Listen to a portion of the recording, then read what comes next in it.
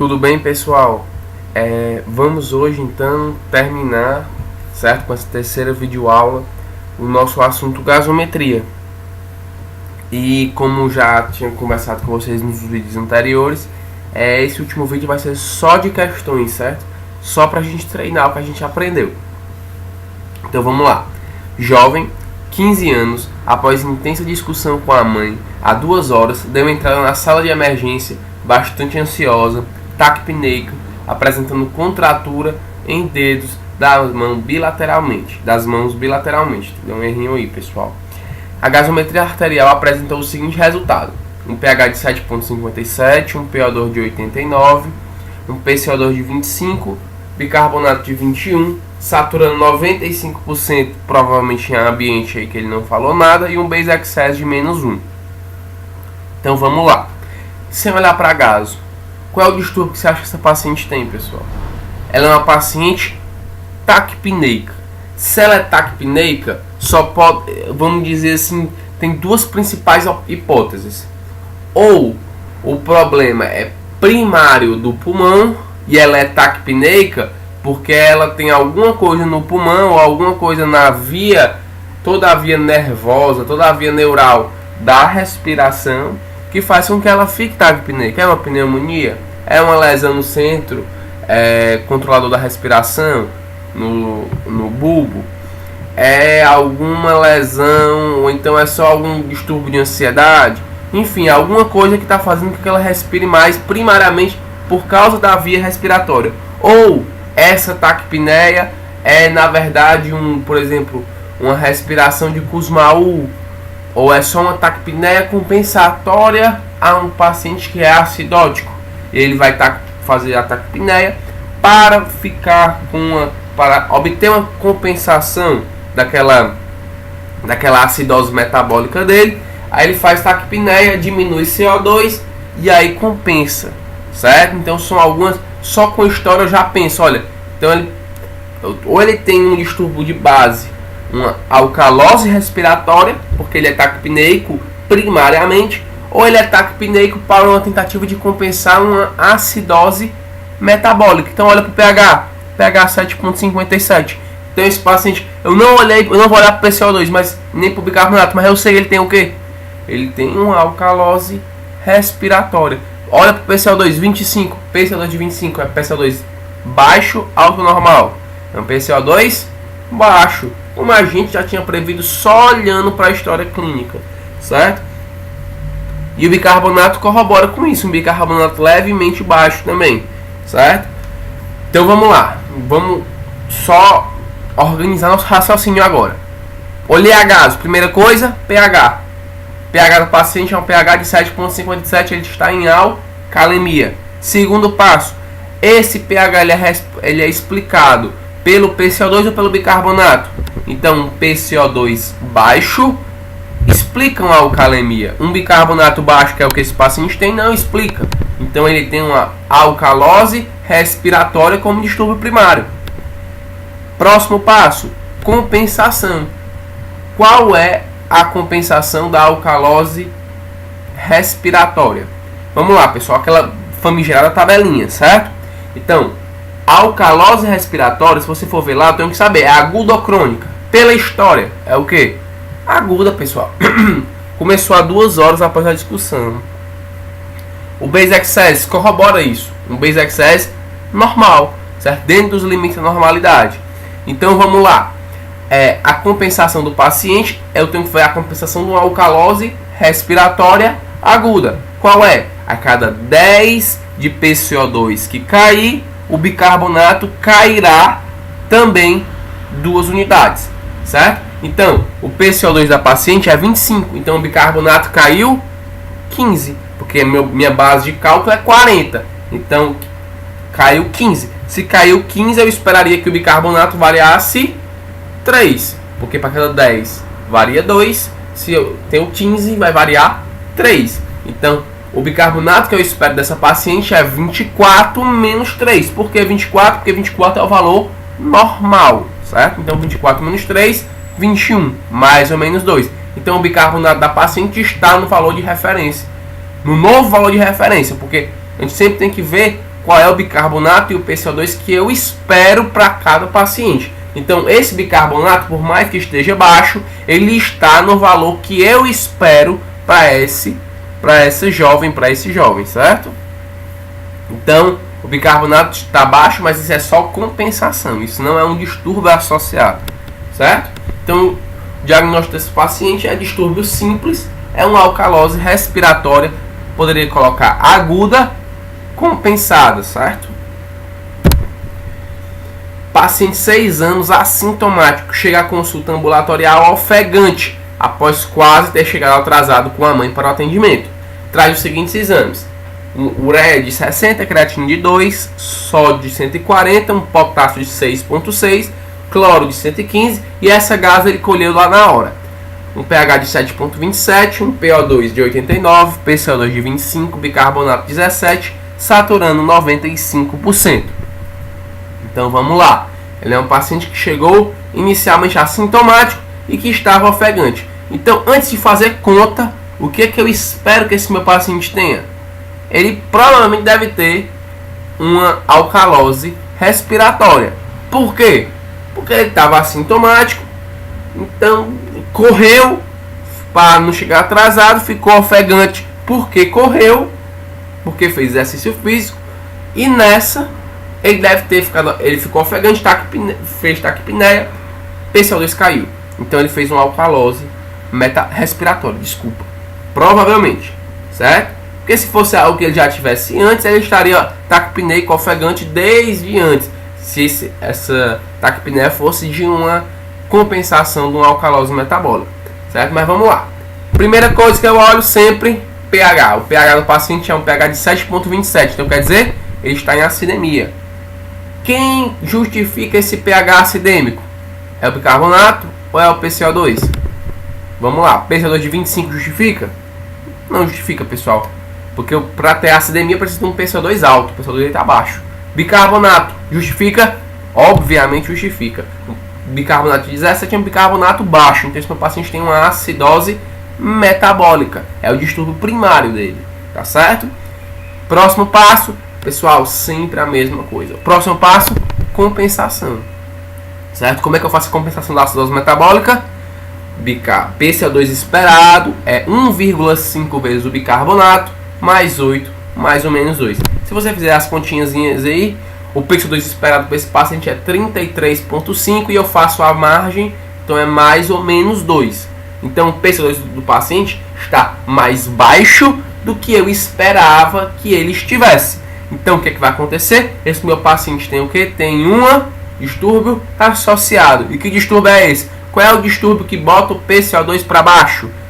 É a alcalose respiratória. Então esse meu paciente ele tem dois distúrbios.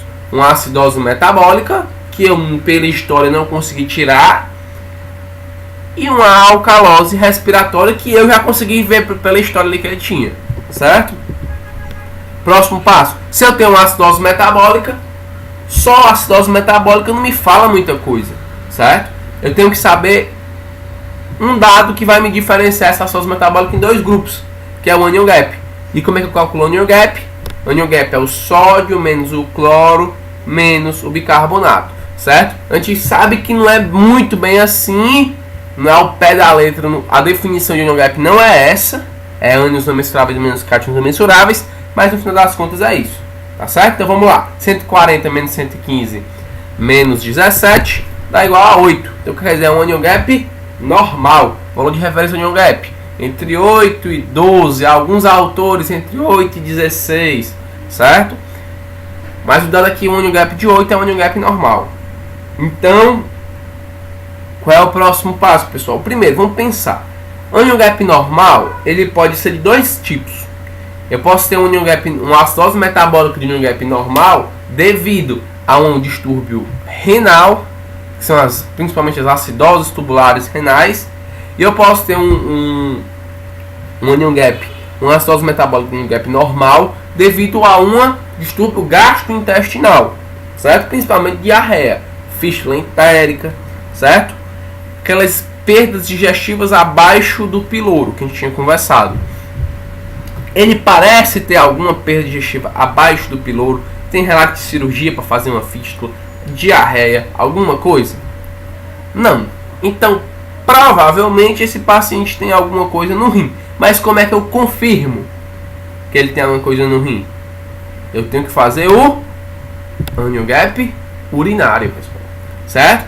Então, como é que é feito com o onion gap urinário? Tá aqui os valores que a gente vai necessitar.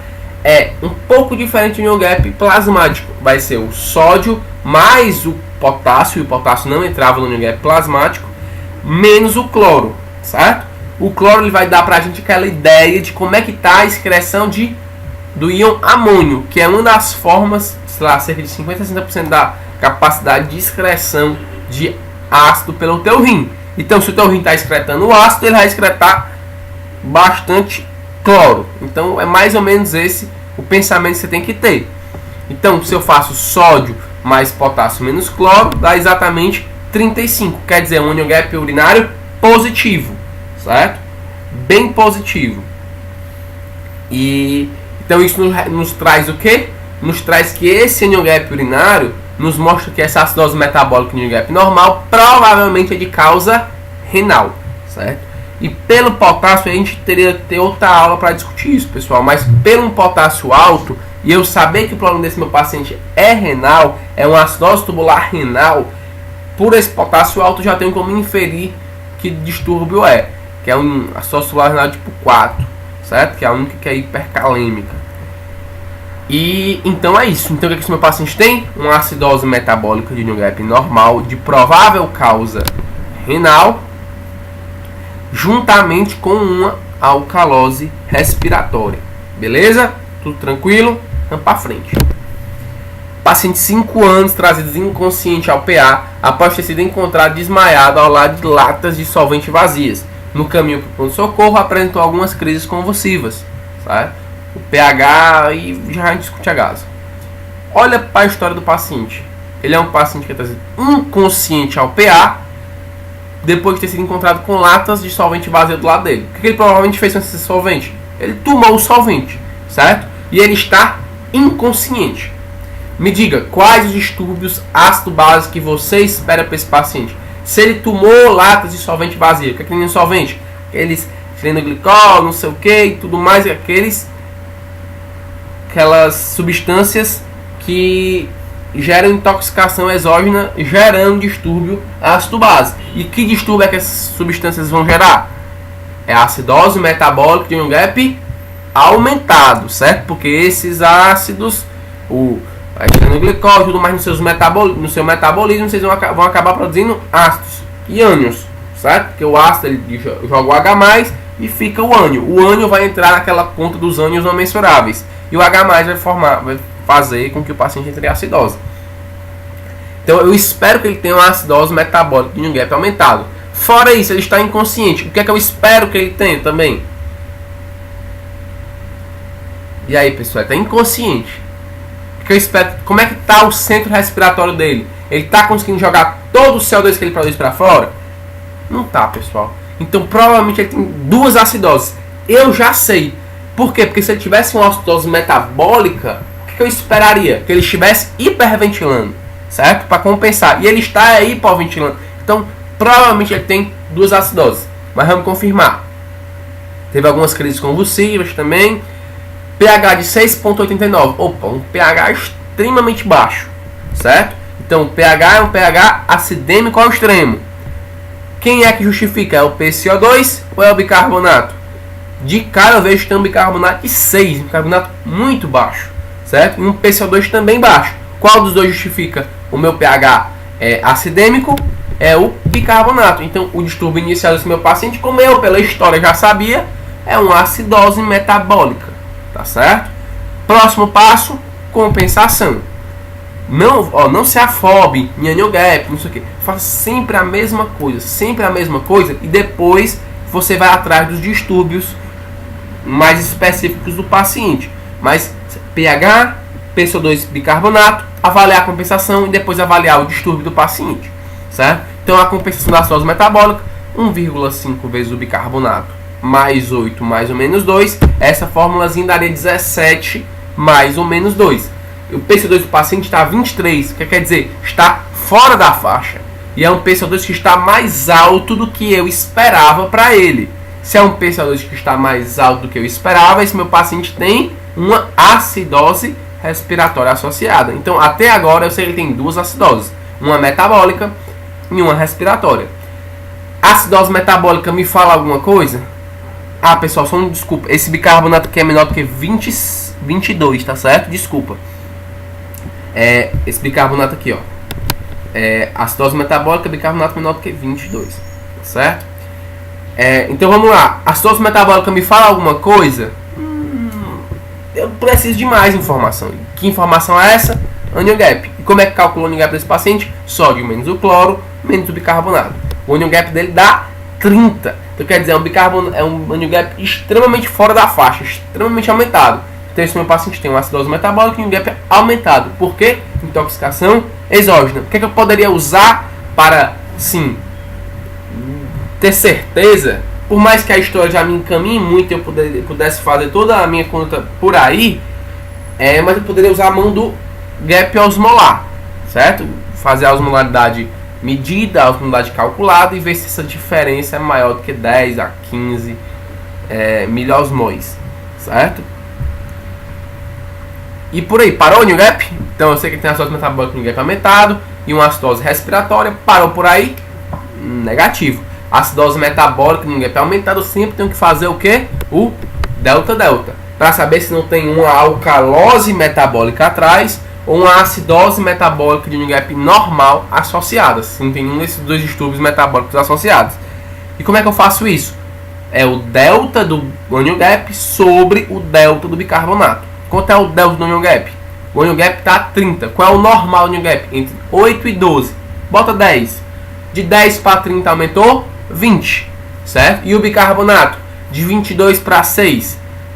Diminuiu 4, 14, 15, 16. Diminuiu 16. Então vamos lá. O onion gap ele fica em 20 sobre 16. Que dá quanto? 1,25. Certo? Que está dentro da faixa de normalidade. O delta-delta é para dar entre 1 e 2. Se ele der maior do que 2 ou menor do que 1, eu tenho distúrbios associados. E a outra forma de fazer, pessoal, que eu ensinei para vocês, é somar o bicarbonato com a variação do onion gap. Quanto é que deu o bicarbonato? 6. Variação do onion gap? 20. 20 mais 6, 26. Esse valor está dentro da normalidade do bicarbonato? Tá. Então, esse meu paciente só tem a acidose metabólica de onion gap aumentado dele como distúrbio metabólico. Certo? Então fica isso. Distúrbio misto, acidose metabólica com onion gap aumentado e uma acidose respiratória. Paciente masculino de 16 anos vem apresentando um quadro de polifagia, polidipsia e poliúria há 2 dias, associada a diarreia intensa, dor abdominal difusa importante e tosse produtiva com expectoração esverdeada. Foi realizada a gasometria arterial que mostrou os seguintes resultados: um pH de 7,2, um CO2 de 17, um bicarbonato de 10, sódio de 140, potássio de 3 e um cloro de 114. Então vamos por partes. Esse meu paciente ele tem a tríade clássica, né? Polifagia, polidipsia, poliúria, um quadro aí relativamente agudo que tem associado do abdominal difuso importante, diarreia. O que eu acho que esse paciente tem? Ele provavelmente tem uma descompensação como uma cetacidose diabética, certo? Já é minha primeira hipótese aqui para ele. Fora isso, ele tem essa tosse produtiva com expectoração esverdeada e essa diarreia intensa aí também, certo? Então tudo aí já me puxa para alguns distúrbios que ele possa ter do ponto de vista ácido básico, certo? Se ele tem uma descompensação diabética, uma cetacidose diabética, o que é que eu espero que ele tenha na gase? Uma acidose metabólica e um gap aumentado. Se ele tem uma diarreia intensa, o que é que eu espero da gase dele? Uma acidose metabólica e um gap normal por causa da diarreia. E se ele tem uma tosse produtiva com expectoração esverdeada, provavelmente taquipneico, não sei, não foi me falado aí. Ele pode ter uma pneumonia, ele pode estar taquipneico, tentando respirar melhor por causa daquela consolidação ali no parênquima pulmonar dele. Então o que eu espero que ele tenha? Uma alcalose respiratória. Mas vamos lá. Primeira coisa, pH 7,2, pH acidêmico. Quem justifica esse pH? É o bicarbonato, é o PCO2? É um bicarbonato baixo ou é um PCO2 baixo, pessoal? É um bicarbonato baixo. Então o distúrbio primário dele é uma acidose metabólica. De novo, errei, pessoal. O bicarbonato é menor do que 22 aqui, tá certo? Perdão. Então ele tem uma acidose metabólica. Próximo passo. O distúrbio é só metabólico ou é um distúrbio metabólico e respiratório? Então, tem que calcular a compensação.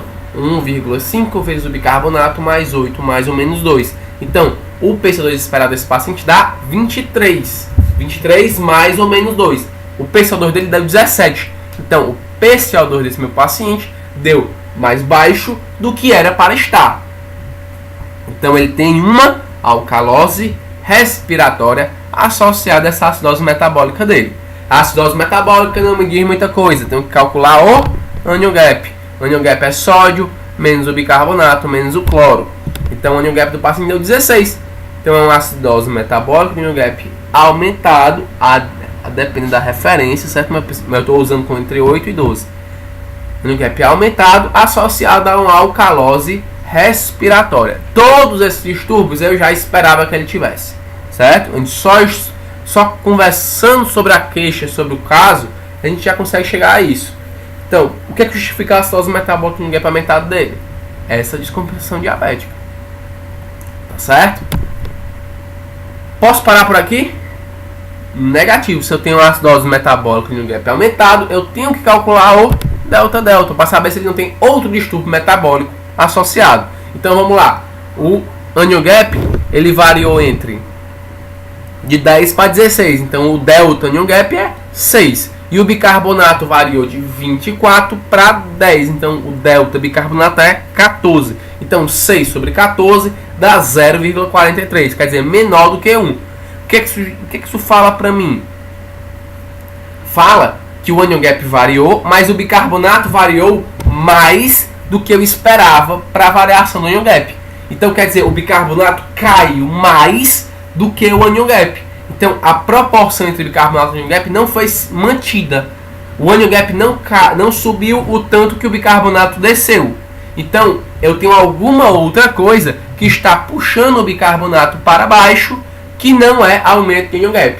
Qual é a outra coisa que puxa o bicarbonato para baixo, que não é aumento de anion gap? É uma acidose metabólica de anion gap normal, que eu já esperava por causa da diarreia dele, tá certo? E a outra forma seria somar o bicarbonato com a variação do anion gap. Quanto é que varia o anion gap? 6. O bicarbonato é quanto? 10. 10 mais 6 dá 16. Esse valor é um valor normal de bicarbonato? Não é, é um valor mais baixo. Então, quer dizer, tem alguma coisa puxando o bicarbonato para baixo, que não é só o anion gap que subiu. O que é isso? Acidose metabólica no gap normal. Certo, pessoal? Tem o diagnóstico de um distúrbio triplo. É uma acidose metabólica no gap normal, com uma acidose metabólica no gap aumentado, com uma alcalose respiratória. Ixi, pessoal, essa aqui é uma questão belíssima, certo? Belíssima. Caiu na USP em 2015. Um homem de 59 anos de idade, trazido por colegas do serviço ao pronto-socorro do hospital secundário, devido a um quadro de dispneia há mais de 5 horas, com piora importante ao repouso há cerca de 1 hora, além de um episódio de síncope. Referem que o paciente é tabagista e é etilista, mas não sabem dar qualquer outra informação. Ao exame clínico de entrada, apresenta-se em mau estado geral, com palidez cutânea, hidratado, cianótico, anictérico, a febre 1 por 101, tempo de enchimento capilar aumentado, né? Extremidades frias, uma PA baixa, 85 por 50. Se for calcular a média, deve dar um pouco menor do que 60, menor que 65. Frequência respiratória 36, taquipneico, saturando 80% em ambiente. Escala de Comiglésio de 8, confuso, desorientado, pupilas isocóricas e fotorreagentes sem sinais neurológicos focais. Exame pulmonar com murmúrio vesicular presente, com estertores em bases bilateralmente. Bolhas rítmicas em 2 tempos, com sopro sistólico regurgitativo 3 cruzes em 6 em foco mitral. Estase jugular presente, abdômen flácido, ruídos hidraéreos presentes, um fígado palpável 4 cm abaixo do rebordo, levemente doloroso. Membros inferiores com edema bilateral sem sinal de trombose venosa profunda. o paciente foi imediatamente levado à sala de emergência para a realização de atendimento pela equipe de saúde e esta está monitorizado com acesso venoso periférico instalado. Foram realizados também alguns exames complementares iniciais que se encontram abaixo. Inicialmente, vamos conversar sobre o caso do paciente. Ele é um paciente que 59 anos, tabagista e etilítico, que começou um quadro há 5 horas de dispneia, certo? Ao exame, ele estava o quê? Mau estado geral, mas cianótico. Ele estava com o tempo de enchimento capilar alargado, extremidades frias, hipotenso, taquipneico, saturando muito mal e uma escala de clomigleso de 8. Fora isso, o que ele tem de importante, ele tem uns estertores basais, bilaterais e um sopro cardíaco com estase jugular hepatomegalia dolorosa. O que esse paciente tem, pessoal? Com edema de membros inferiores. Ele tem alguma coisa no coração dele ali. Ele tem um provável choque cardiogênico. Por quê? Não tem variação da PA média. A PA sistólica dele está menor do que 90. Não tem índice cardíaco, essas coisas. Mas assim, eu estou pensando que o problema está no coração dele. Por quê? Em que parte do coração? Direito ou esquerdo? Coração esquerdo.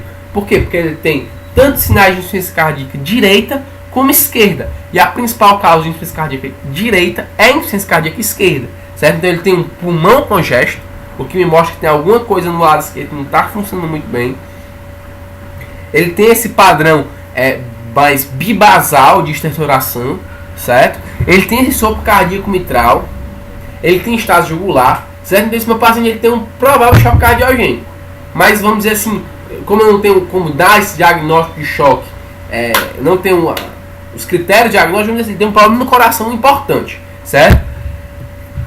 E como é que estão os exames dele? Hemoglobina de 11, leuco de 9.000, placa de 130.000, ureia de 120, com creatinina de 1.6, sódio de 142, potássio 4,5, um cloro de 102, um magnésio de 2, gasometria arterial em ar ambiente, um pH de 7,25, um PO2 de 65, bem baixo, um PaCO2 de 38, bicarbonato de 18, saturação periférica de 86, Base-Excess de -8, lactato de 48, um lactato aumentado, bem aumentado, eletrocardiograma, taquicardia sinusal, com uma frequência cardíaca de 105, e a radiografia mostra sinal de congestão pulmonar importante, com predomínio bibasal, cefalização da trama e aumento da área cardíaca.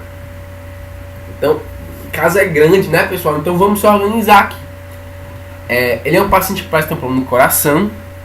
Ele parece que é um paciente que não está conseguindo perfundir muito bem o sistema nervoso central dele. E também, provavelmente, olha a creatinina e a ureia aumentada, com um padrão de uma ureia mais aumentada do que a creatinina, certo? Mal que 40 a relação ureia-creatinina. Mas não vem ao caso pra gente. Mal que 40, mal que 60, certo? E ele é um paciente que está com uma escala de clomigleso diminuída. Ele é um paciente que não deve estar perfundindo muito bem o sistema nervoso central dele. E provavelmente não está perfundindo também bem a periferia dele. Não está conseguindo oxigenar bem os tecidos. Porque ele também tem um padrão de hipoxemia importante. Ele tem uma PaO2 de 65, certo?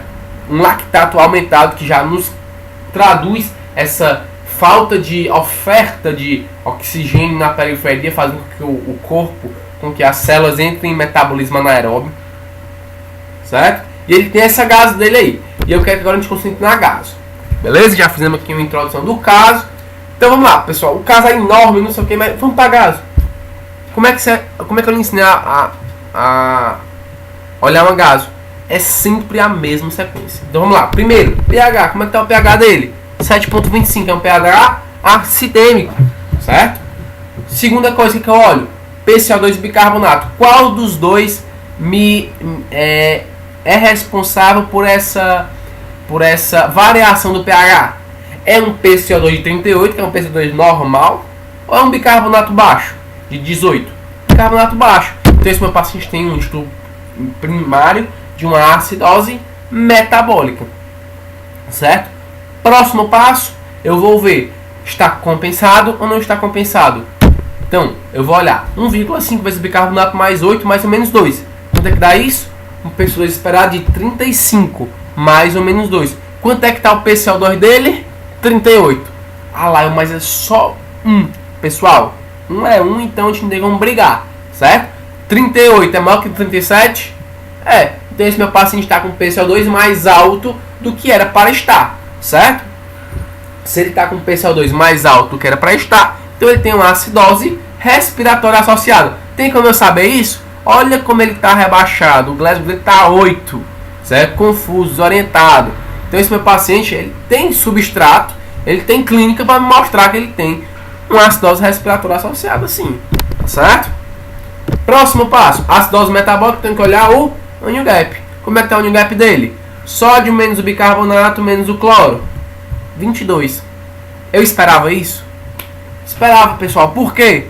Porque se ele é um paciente mal perfundido, que está fazendo metabolismo anaeróbio na periferia, ele pode entrar em acidose lática. Acidose lática, pessoal, por hipoperfusão, por choque, não é só devido a sepse, não. Então, se ele está hipoperfundindo o tecido, está fazendo metabolismo anaeróbio, ele entra também na acidose lática. Ele entra em metabolismo anaeróbio, produzindo lactato, e esse lactato é ácido lático, no final das contas, né?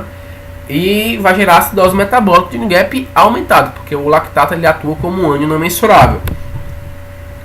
Pronto, então a acidose metabólica de onion gap aumentado com a acidose respiratória. Parou por aí? Não posso parar por aí, eu tenho que olhar o delta-delta, porque ele tem uma acidose metabólica de onion gap aumentado. Nessa situação, eu olho o delta-delta para saber se ele tem algum outro distúrbio metabólico associado. Distúrbio respiratório eu já vi que ele tem, certo? Com compensação. Então vamos lá. Delta onion gap é 1. Cadê? O delta onion gap está de 22. Então, se o onion gap está de 22, variou 12, certo? E o bicarbonato, 18. De 24 para 8, variou 6, certo? Então, o delta-delta é de 2. Está entre 1 e 2? Lá, mas está bem na pontinha. Mas está entre 1 e 2? Tá, então pronto. Então, esse delta-delta está normal. Esse meu paciente não tem distúrbio metabólico associado.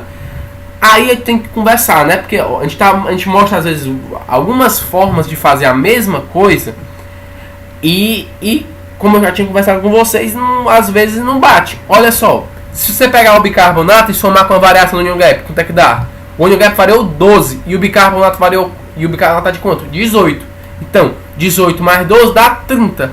30 é maior do que 26. Então, por essa forma de cálculo, eu faria o quê? Eu teria uma alcalose metabólica associada, certo? Mas pelo delta-delta tá tudo normal. Eu vi que o delta-delta estava bem na beiradinha, mas estava lá. Assim, tem alguns autores que consideram entre 1 e 1.6 o valor de normalidade do delta-delta, dessa relação do delta-delta.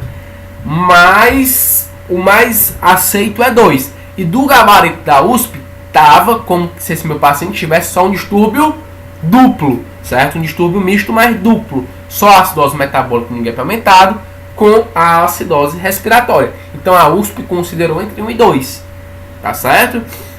Então assim, sem muita discussão, esse meu paciente tem um distúrbio misto, acidose metabólica com onion gap elevado com acidose respiratória. Questões mais rápidas agora. O eletrólito urinário de maior utilidade para estimar a condição do volume de líquido extracelular em pacientes com alcalose metabólica é... Qual é o eletrólito que eu uso no paciente com alcalose metabólica, pessoal? É o potássio, sódio, cálcio ou cloro?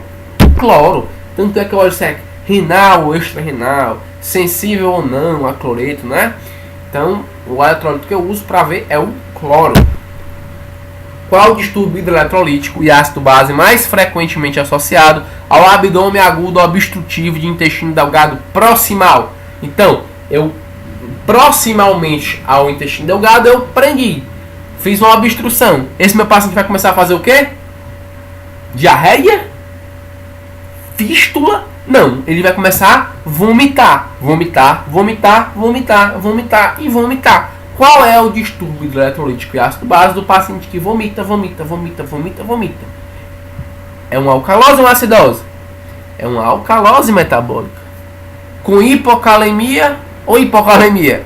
Hipocalemia, certo? E o cloro é alto ou baixo? O cloro é baixo. Então a resposta é letra A, certo? Quanto aos distúrbios hidroeletrolíticos, pessoal, do potássio, no caso, A gente pode no futuro vir a fazer mais alguma aula sobre distúrbio do potássio, distúrbio do sódio, para a gente completar mais aqui o nosso canal, certo? Pessoal, e para finalizar, em relação aos distúrbios do equilíbrio ácido-base, assinalar alternativas abaixo. As afirmativas abaixo, assinalo V para as verdadeiras e F para as falsas. Os principais órgãos envolvidos na manutenção do equilíbrio ácido-base são os rins e os pulmões. Certíssimo, certo? A gente viu os 3 mecanismos compensatórios, são o meu sistema tampão, os rins e os pulmões. O sistema tampão não é um órgão, né? Então os 2 principais são os rins e os pulmões. Independentemente da situação clínica, os estados de acidose são sempre acompanhados de um pH baixo. Isso é certo? Não. Vamos lá, a gente conversou bastante. As acidemias sempre estão acompanhadas de acidoses, mas as acidoses nem sempre estão acompanhadas de acidemia. O paciente pode ter uma alcalose que puxa mais o pH para cima e faz com que o pH ou seja normal ou seja um pH até alto, e o paciente continua tendo acidose, sendo que ele tem uma alcalose que é mais forte do que essa acidose dele, certo? Aquele conceito de uma puxando para cima e outra puxando para baixo, como se fosse um cabo de guerra entre a acidose e a alcalose para jogar o pH mais para cima e o pH mais para baixo. Então, falsa. A acetacidose diabética é uma acidose metabólica com o gap aumentado. Certíssimo, certo? Aqueles exemplos que a gente deu de acidose metabólica com o gap aumentado são insuficiência renal, acetacidose diabética, por inanição, acetacidose alcoólica, intoxicação exógena e o paciente com acidose lática, certo? O tratamento com infusão intravenosa de bicarbonato de sódio deve sempre ser realizado nos casos de acidose metabólica. A gente não conversou sobre isso especificamente, pessoal, mas nos casos de acidose metabólica de um gap aumentado e qualquer distúrbio ácido-base, tem que tratar a causa de base, certo? Tratar a causa de base é uma sepse, trate a sepse. É uma insuficiência renal, trate a insuficiência renal. Você vai usar bicarbonato em situações extremas, certo? pH menor que 6,9 num paciente com cetacidose diabética, certo? Então assim, é uma medida de exceção, não uma medida de regra, como está colocado aí, certo? Então, na acidose metabólica de New Gap normal, eu tenho até, por causa renal, eu tenho até um pouco mais de liberdade para usar o bicarbonato, mas normalmente o bicarbonato oral, certo? Então o bicarbonato intravenoso não deve ser sempre utilizado nos casos de acidose metabólica, eles são exceção. Então, resposta letra A. E pessoal, muito obrigado, certo? Foi um prazer, espero que tenham aprendido, tenham conseguido aprender alguma coisa com a nossa tentativa de explanação aqui. E deixem aí os comentários de o que vocês acharam interessante, o que vocês ainda ficaram com dúvida, que vai ser um prazer responder. Tá certo? Muito obrigado, pessoal.